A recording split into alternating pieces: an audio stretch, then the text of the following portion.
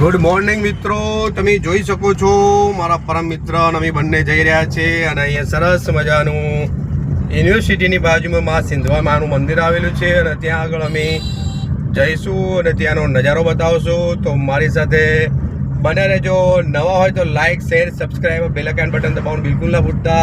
તો આપણે આજે જાણીશું સિંધવા માનો ઇતિહાસ અને એક બીજી અવનવી ખબરો અને માહિતી મળીશું.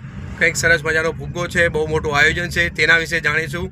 તો હેલો મિત્રો, આપણે આવી ગયા છે સિંધવાઈ માતાના મંદિરે અને જે યુનિવર્સિટીની એક્ઝેક્ટ સામે છે અને બાજુમાં તમે જોશો તો કલેક્ટર કચેરી આવેલી છે. આપણે અહીંયા જોરદાર બહુ મોટું આયોજન થવા જઈ રહ્યું છે. તમે જોઈ શકો છો અહીંયા એના માટે સરસ મજાનું આવાજ કેમેરો કરો, એના માટેનું સરસ મજાનું બલૂન પણ રાખેલું છે અને અહીંયા માતાજીનું સાનિધ્યમાં આપણે આવી ગયા છીએ અને નવગણજી દ્વારા જોરદાર આયોજન છે. જે મહિલાઓ એટલે કે છોકરીઓ માટેની, સમાજની છોકરીઓ માટેનું સદારામ બાપા હોસ્ટેલનું આયોજન કર્યું છે અને 6મી તારીખે 6/11/2025 ગુરુવાર અને સવારે 9:30 કલાકે અહીંયા તમામ પ્રકારના આગેવાનો, સમાજ સુધારકો અને તમામ પ્રકારના આવવાના છે અને અહીંયા જોરદારીનું આયોજન છે અને તેનું ઉદ્ઘાટન કરવાનું છે, ભૂમિપૂજન કરવાનું છે.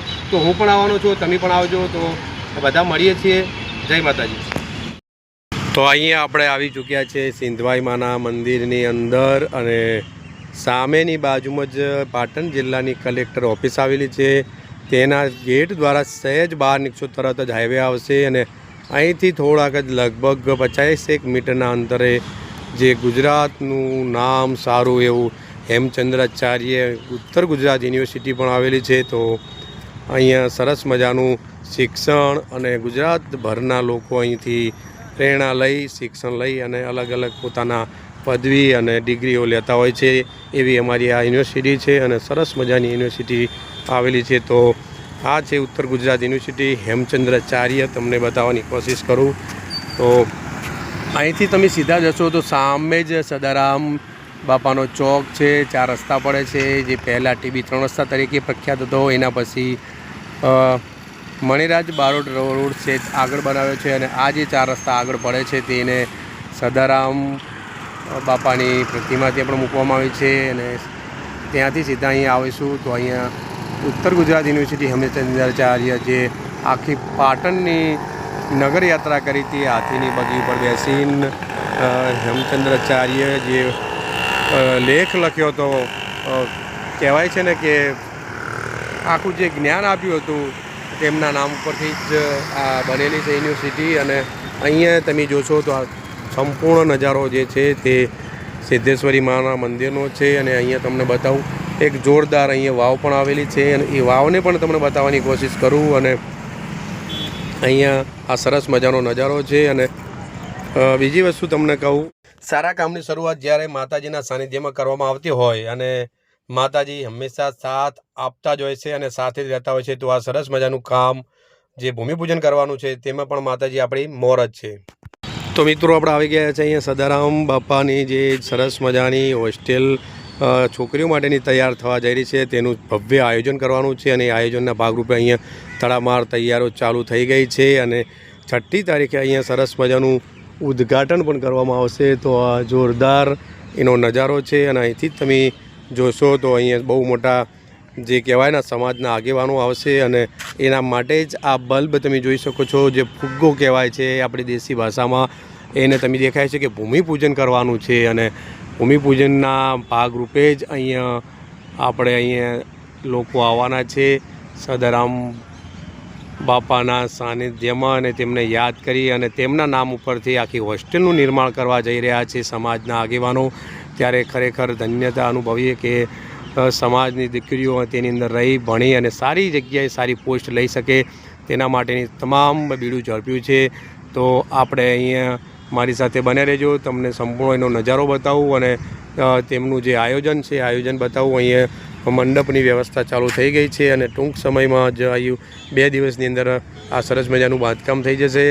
જે એનું આયોજન છે તે થઈ જશે અને પછી જ અહીંયા 6મી તારીખે સવારે લગભગ 8 વાગ્યાની અંદર અહીંયા શરૂ થવા જઈ રહ્યું છે અને ટાઈમિંગ છે 9:30નો. તો તમામ આગેવાનો, તમામ સમાજ સુધારકો અને તમામ ઠાકોર સેનાના જે કહેવાય ને કે સદારામ બાપાના જે ડગલે ને પગલે એમનું નામ લઈને ચાલવાવાળા છે તેવા તમામ આગેવાનો એ અહીંયા આવવાના છે, પધારવાના છે, દાતાઓ પધારવાના છે. તો ખરેખર આપણને ધન્યતા થવી જ જોઈએ અને થાય જ, કારણ કે આટલું મોટું બીડું ઝડપ્યું હોય અને સમાજ માટે કંઈક કરવાની પ્રેરણા લઈ આપણે પણ અહીંથી આગળ વધીશું. તો અહીંયા આખો બાગ બગીચો આવેલો છે અને અહીંયા જ સરસ મજાનું આખી સદારામ લાય બ્રેનનું ઉદ્ઘાટન થયું હતું. એનાથી પણ વૈભવશાળી ઉદ્ઘાટન થવા જઈ રહ્યું છે. કન્યા છાત્રાલય એટલે કે છોકરીઓ માટેની હોસ્ટેલનું નિર્માણ થવા જઈ રહ્યું છે. બહુ સારું કામકાજ થઈ રહ્યું છે અને નવગણજી દ્વારા એમનું બીડું જ્યારે ઝડપ્યું હોય સમાજ માટે તો એમાં તો કંઈ આવે જ નહીં, કંઈ ઘટે જ નહીં. કારણ કે જ્યારે સમાજને આગળ લઈ અને તમામને સાથે લઈને આગળ ચાલવાનું હોય ત્યારે ખરેખર આપણને ગૌરવ અને આપણી છાતી ગદગદ ફૂલી જાય એવું કામ અહીંના કરી રહ્યા છે નવગણસિંહ અને તમામ તેમના સાથીદારો, મિત્રો અને સમાજના તમામ બંધુઓ તેમની સાથે જ છે અને બહુ સરસ મજાનું કામકાજ એમને હાથમાં ધર્યું છે. ત્યારે અહીંયા આપણે જોઈશું હોય ટૂંક જ સમયમાં 2 દિવસ પછી અહીંયા જોરદાર એનું આયોજન થયું છે અને તમામ જે ભૂમિપૂજન કરવાના છે તે અહીંથી દ્વારા જ અહીંયાથી જ થવાનું છે અને એના માટે આ વ્યવસ્થા કરેલી છે. અહીંયા તમે આવશો તો સરસ મજાનો બાગ બગીચો છે, ફૂલ છોડ છે અને બાળકો માટેનો સરસ મજાનો બગીચો પણ બનાવેલો છે. હિંચકા અને અહીંયા લપસણી પણ છે. તો આ રીતે અહીંયા તમામ પ્રકારની વ્યવસ્થાના ભાગરૂપે અહીંયા સરસ મજાનું આયોજન થઈ શકે અને બાળકો, વડીલો અને મોટી ઉંમરના લોકોનો ધ્યાનમાં રાખીને આ સરસ મજાના નજારો અને માતાજીના સાનિધ્યમાં આયોજન કરવામાં આવ્યું છે. તો ખરેખર સમાજના બંધુઓને લાખ લાખ વંદન અને ખૂબ ખૂબ અભિનંદન સાથે મારી વાતને વિરમું. તો આ બગીચો છે અને બગીચાની અંદર વડીલો, બાળકો અને તમામ પ્રકારના આવી શકે તેમને સરસ મજાની સગવડ મળી રહે અને અગવડ ના થાય એના ભાગરૂપે આ સરસ મજાનું આયોજન કર્યું છે. તો ખરેખર સમાજને, સદારામ બાપુને અને તમામને આપણે વંદન અને અભિનંદન. તો આ એ જ મેઇન રસ્તો છે જે આપણે અહીંથી પ્રવેશ કરીશું. સદારામ કન્યા છાત્રાલયનું ઉદ્ઘાટન એટલે કે ભૂમિપૂજન થવા જઈ રહ્યું છે તેનો મેઇન દરવાજો છે અને અહીંથી જ સદારામ બાપુના દર્શન કરી એમની જે પ્રતિમા છે તેમનું સ્ટેચ્યુ છે ત્યાંથી નીકળીશું અને પછી ગેટ દ્વારા આગળ જઈશું. તો જમણા હાથે યુનિવર્સિટી, ઉત્તર ગુજરાત યુનિવર્સિટીઓ આવેલી છે અને જે આખું ઉત્તર ગુજરાત સંભાળે છે એવી યુનિવર્સિટી છે ઉત્તર ગુજરાત યુનિવર્સિટી હેમચંદ્રાચાર્ય.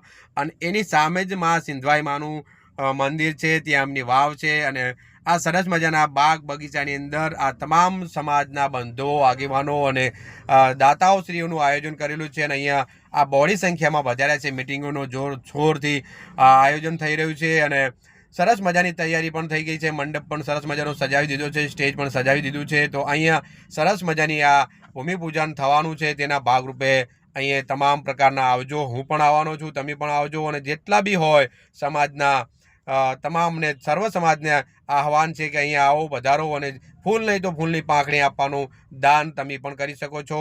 એક સારા કામની અંદર સહયોગ કરવો એ દરેક વ્યક્તિની ફરજ આવે છે. તો અહીંયા આ સમાજના આગેવાનો દ્વારા આટલું મોટું આયોજન થયું હોય